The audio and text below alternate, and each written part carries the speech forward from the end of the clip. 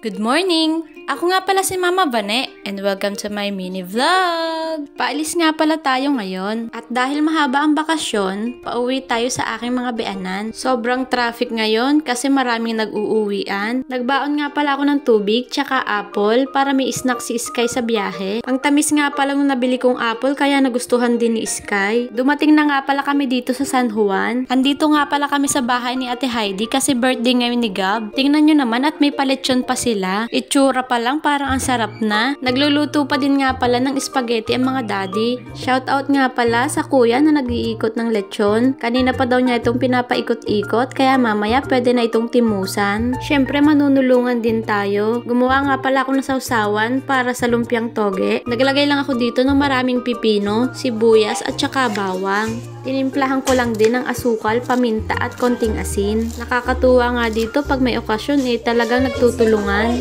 Huli sa camera yung maglola naglalambingan pa. Namiss ng lola ang apo niya. Mahigit 1 linggo din kami hindi nakauwi kaya namiss nila ang isa't isa. Paglabas ko nga nakita ko na hinihiwa na itong lechon. Syempre lumapit agad ako at tinikman ito. Balat pa lang ay sobrang malasa na. Sobrang lambot din ng laman. Ikaw ba naman ang paikot-ikutin ng 5 oras? Ewan ko lang kung hindi ka man lambot. Sana all madaming cake pag nagbe-birthday. Thank you so much sa mga classmates ni Gabriel na nagpunta. Sobrang saya ni Gab kasi nandito kayo sa birthday niya. Happy birthday Gab! We love you! Hindi magkaintindihan si Gab kung aling kandila ang hihipan. Habang wala tayong ginagawa, pispisan muna natin itong mga pagkain. Pagkatapos nga pala namin kumain at mag-asikaso ng bisita, ito at nag-video okay naman kami. Habang nag-video okay kami, si Sky naman ay nakikipaglaro sa kanyang mga pinsan. Tingnan nyo naman kung gaano kasaya ang Ate Heidi at nairaos ang birthday ng kanyang anak. Yun lang, tapos na. Salamat sa panonood. See you on my next mini vlog!